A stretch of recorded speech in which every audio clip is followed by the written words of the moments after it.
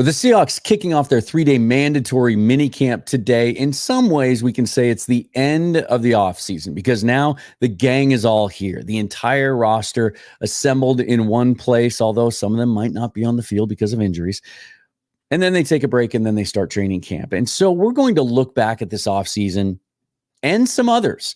I have been asking the question for a little while now, could this be John Schneider's best offseason as a general manager? And to figure that out, to even begin to answer that question, because we really won't know for a little while, right? We have to look back at the rest of his best. And so I'm going to rank them. John Schneider's best offseasons coming up today on Seahawks Forever. Thanks for tuning in. Welcome to the Seahawks Forever podcast. In-depth analysis on everything Seahawks.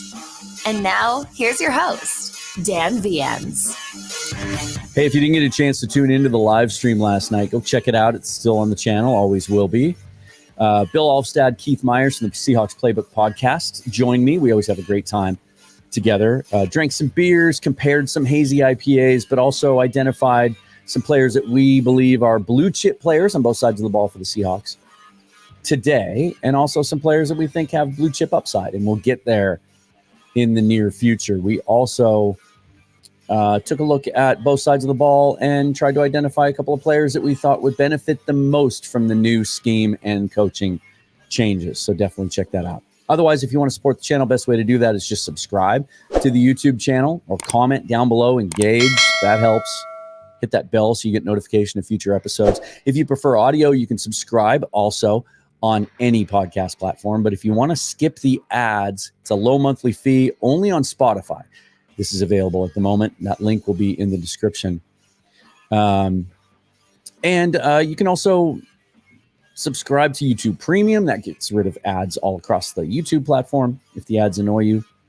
Or you can just buy me a coffee or a beer, and that link will be down below as well. And thank you so much to those of you who have done that. It's very, very generous. Let's get into this. This is going to be fun. A couple of things occurred to me as I was looking back over the history. One is my final rankings. I ranked his top 4 off seasons, John Schneider's.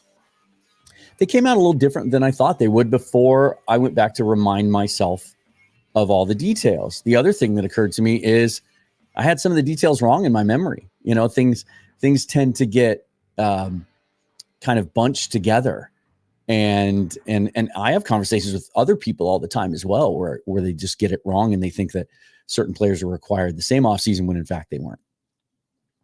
And so, you know, I'm not going to actually insert this offseason into the list, but at the end of this exercise, after I show you my complete list and we go through it, then we can ask that question. And that's where the engagement comes in. I want to get your guys' thoughts on where you think it might fall and whether you're as bullish on this offseason at this point and the potential of it as I am. So we're going to go back to the very first offseason, 2010, of course, when John Schneider was essentially hired by Pete Carroll. He was one of 3 finalists for the GM job. That those wheels had been in motion before Carroll got the job as head coach, and as also executive vice president of football operations, got to make the final choice. And so, you know, that was when he and John Schneider became partners and entered into their, as they have referred to it many times, marriage. And it was a very, very successful relationship and marriage all the way up until the end. And even the way they parted, tremendous amount of respect for those two. 2010 is where it all started. So we're just going to go, I'm going to go chronologically and give you the key points, key moves, draft, trade, free agent signings from 2010 to 2013, because can't we all agree to begin with that after 2013, there aren't any contenders? 14, 15, 16, 17, all the way up to 20, none of those off seasons would qualify as potentially John Schneider's best, right? In fact, John admits himself there were a lot of mistakes. There were a lot of lessons learned and things they've looked back on. And I believe, and I know many of you do because we've talked about this a lot, that those lessons and that were learned through those mistakes from the mid to late teens have been put into practice the last few years and have resulted in what most of us agree have been 3 back-to-back-to-back very, very good drafts and a better usage of free agency, and also a philosophy of being a little more cautious and judicious about giving up big draft capital to try to make a big swing, right? So 2010, of course, foundational draft, 2 first-round draft picks, Russell Okung, the left tackle, Earl Thomas, of course, but also some great value out of that draft. Golden Tate, Cam Chancellor, of course, in the 5th round. Now, this is one that I've had people, miss this. And I may have at certain points too, where some people misremember and they think Cam was drafted the same year as Sherman. If you recall, Cam drafted in 2010, didn't play many snaps, if any, at safety, was strictly a special teams player. It wasn't until 2011 that he really got on the field. Also, Walter Thurman in that draft, who was a really significant, solid contributor his first few seasons here in Seattle. And then they made a couple of trades, one before the season started and one during the season, that helped shape the foundation of a Super Bowl champion. And one, the Chris Clemens trade in the offseason was huge. To get that headliner, that legit pass rusher, and a guy that fit that Leo position in Pete Carroll's scheme so perfectly was huge. And then week 5, I think it was, week 6, mid-October of that year, acquiring Marshawn Lynch, which was maybe John's first big signature move, because it was the first example of many where, after the fact, Pete Carroll came out and gave so much credit to John for identifying Lynch as a perfect fit early on, and then continuing to go back to Buffalo over and over and over again and continue pursuing Lynch until finally the Bills opted to trade him to Seattle. And we know that just changed the identity of what that team did on offense.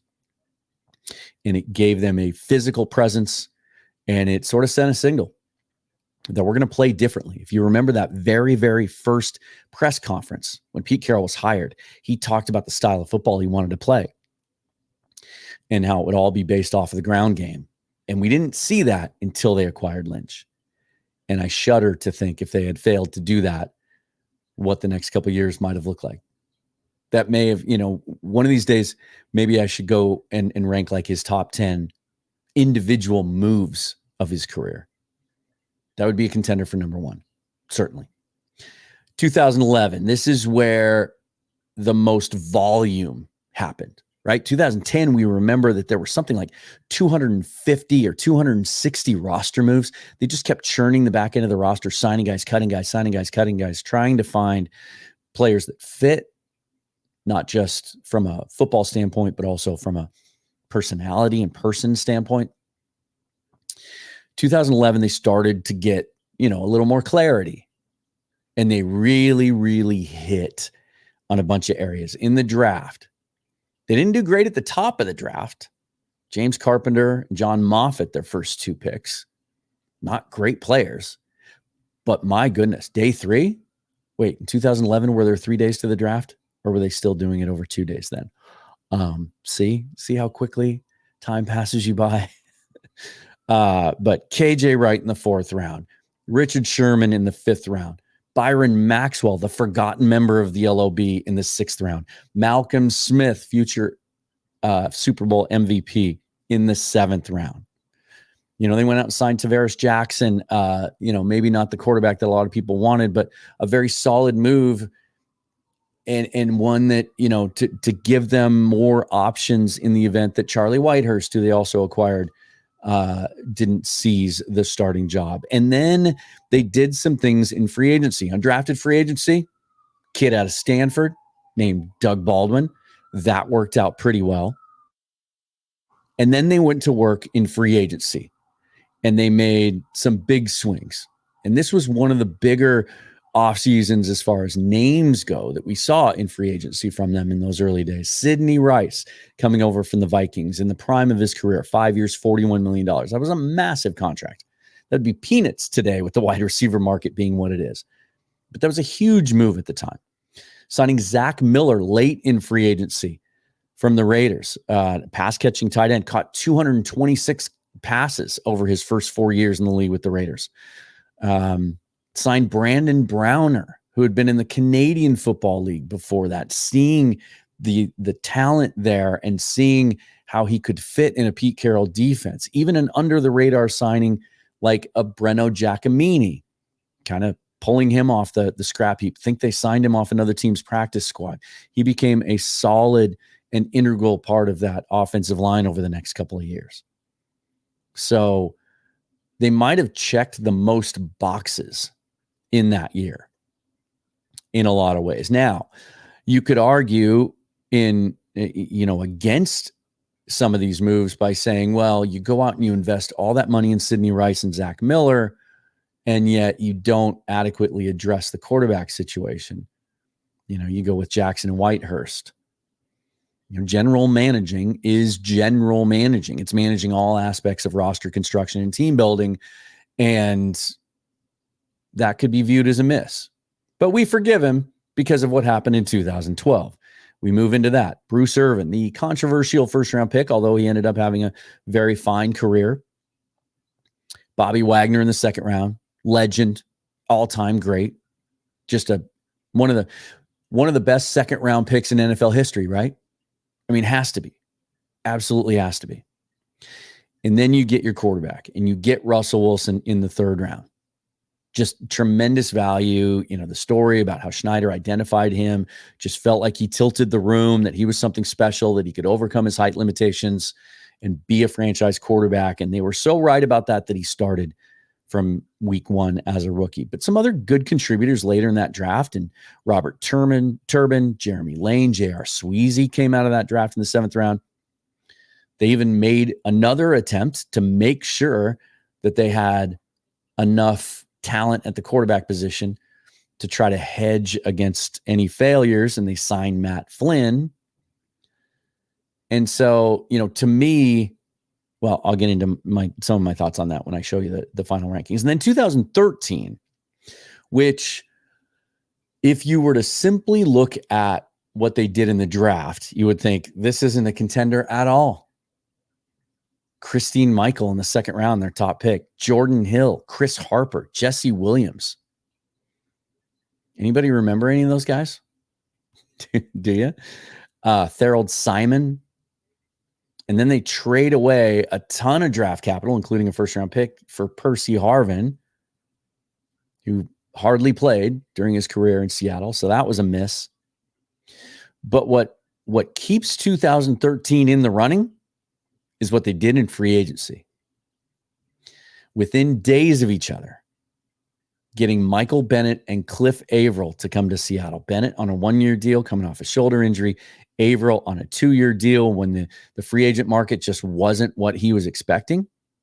To get both those guys, and under the radar, also Tony McDaniel, who was a key contributor on the defensive line for a couple of seasons alongside those guys. That defensive line, we talked about a little bit yesterday with Bill and Keith, and their ability, how deep they were. And Bennett and Averill not even really being starters on that Super Bowl team. And they were able to rotate, keep guys fresh, come at you with a lot of different looks, with a lot of different players. The free agency period of that offseason was significant enough. And so let me show you the rankings. This is how I put it.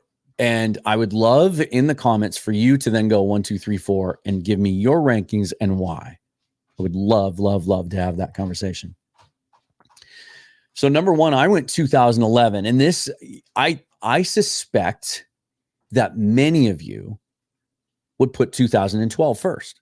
And I think going into this exercise, I expected that that's what I would do too. But to me, 2012 was, well, if 2013 was the frosting on the cake, then 2012 was, making sure that you baked it to the perfect doneness and that you let it completely cool perfectly so that you could frost it and make it a masterpiece. Whereas 2010, 2011, that combination of those two is you got all the ingredients, you got the right ingredients, you mixed it up together perfectly. You built the foundation of the cake. Wasn't planning on a cake analogy, but with my sweet tooth, shouldn't surprise anybody really. The reason I went 11/10 was, again, because of the totality of it. Now, you could argue that Rice and Miller didn't really work out. Rice ends up getting hurt, wasn't even part of that Super Bowl team. But at the time, those were incredibly impactful moves, and they signaled that, hey, we're serious about building a championship contender. We're not just going to do this through the draft, do it slowly, do it on the cheap. We're going to take some big swings. And I think that says something to the organization. It's kind of like that, in 1995 when the Mariners finally broke through and went on that great run and made the playoffs. What was the move that put them over the top? It was the deadline move to go get, and now I'm blanking on his name, but the starting pitcher from the San Diego Padres at the time, who was one of the top picks in the draft. Now I cannot remember his name, but he was significant enough that even though he didn't pitch great for them down the stretch, he was solid. It signaled to that clubhouse that we are serious about this. Okay. Also unearthing Doug Baldwin, Brandon Browner, and how big they were. And then really putting the pieces together for the rest of that Legion of Boom with Richard Sherman, Byron Maxwell, getting KJ Wright in the 4th round, a guy that a lot of teams thought was too lanky and tall, too long to play outside linebacker. That's why it's close, man. It's close. But I've got 2011 barely in first place, followed by 2010, because those are the foundational bricks that you put into place. Got to get your left tackle. They address that.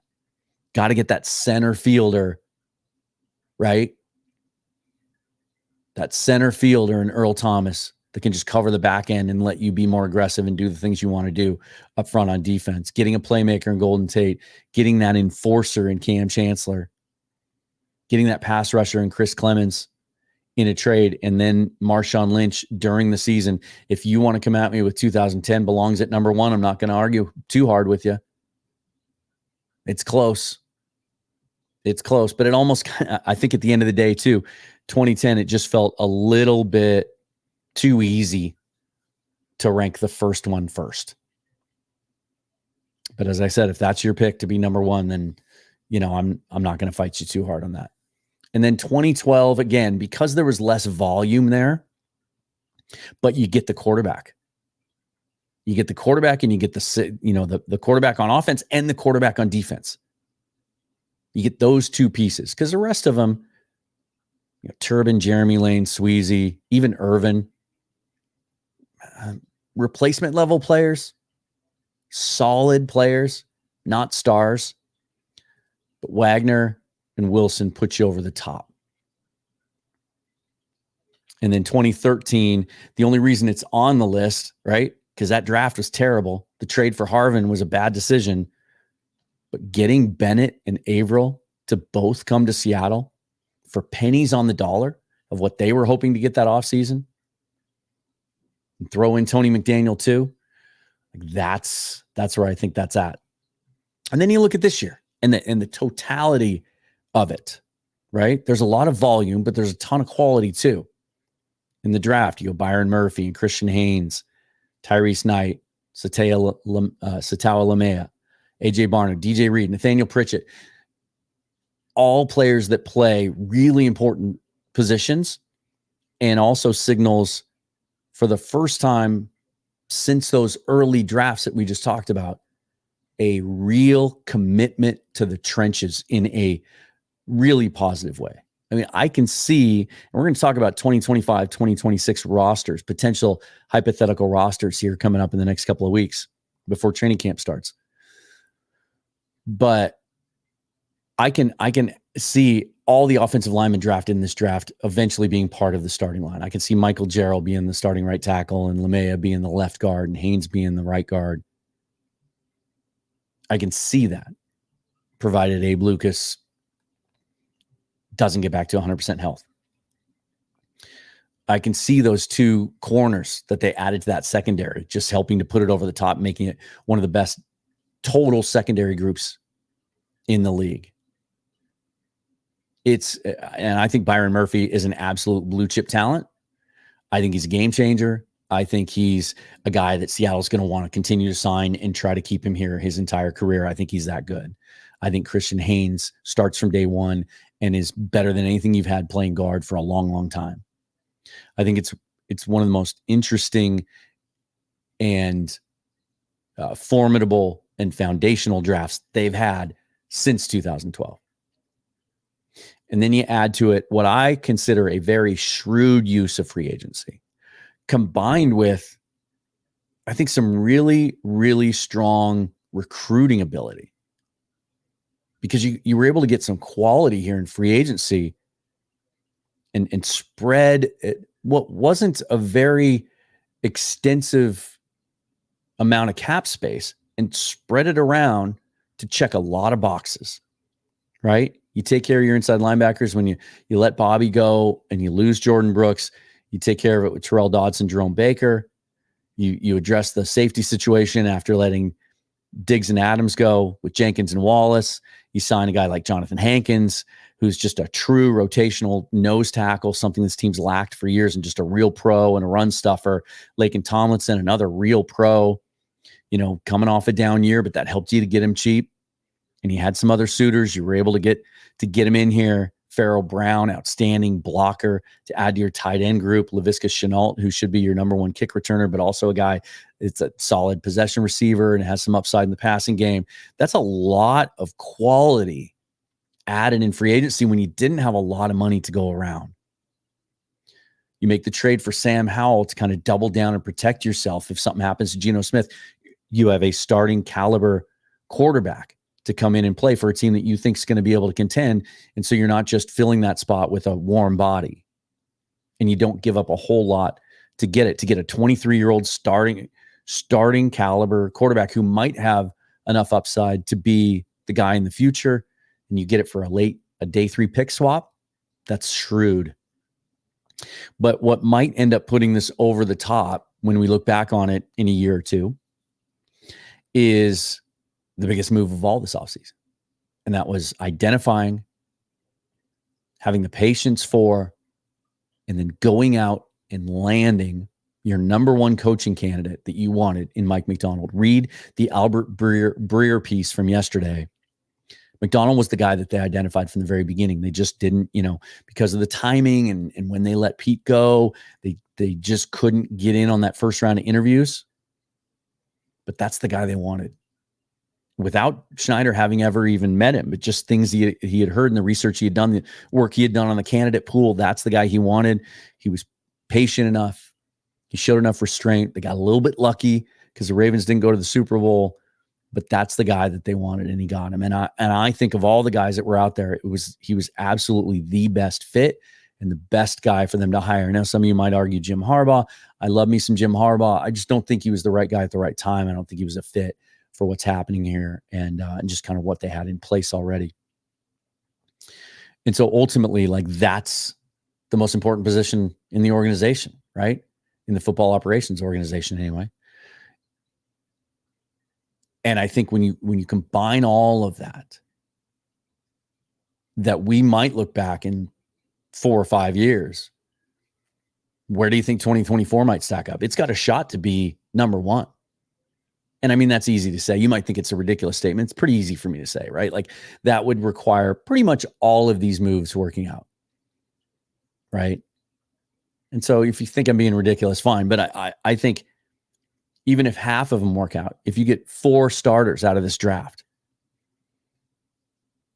if 2 of these free agents end up signing, second contracts and being key parts of the roster, and if Mike Macdonald wins and wins big over the next 5 years, there's going to be an argument that it's his best offseason. And interestingly, of course, that it was his first offseason without someone else having veto power. I think there was a lot of people that were nervous going into this offseason. What were we going to see? How is John Schneider going to approach things? And, I'm not a fortune teller. Those of you who watch me and know me, have watched me for a while, know that I tend to be optimistic, but I also try to be brutally honest and objective as I can be. And I'm extremely bullish and optimistic on the future of this organization after this offseason. And I do think we're going to look back. It's certainly, we look back a couple of years from now, I think it's going to be on this list. Let me just show it to you again quickly. Like, and sure, if you want to say, okay, they're going to have to win a Super Bowl, another Super Bowl with Mike Macdonald in order for this offseason to get into that discussion of being number one or number two on this list, fine. Then I guess what I'm saying is, I think that's possible. What'd you think? And give me your rankings. Put them in the comments. Tell me what you think you would do differently and why. That's always the fun part about doing this and what I do, and I really appreciate the engagement and the viewership. Thank you so much. Hope you're enjoying your summer. Follow me on Twitter at Seahawks Forever. Hit that bell so you get notifications of new episodes. Got some fun stuff in the hopper. I know I've been cutting back a little bit the last couple of weeks, kind of recharging the batteries, taking some time. But time to hunker down again. I'll be back in a couple of days with a recap and my takeaways of what we're seeing and hearing coming out of mandatory minicamp. Until then, forever and always, go Hawks. Thanks so much, you guys.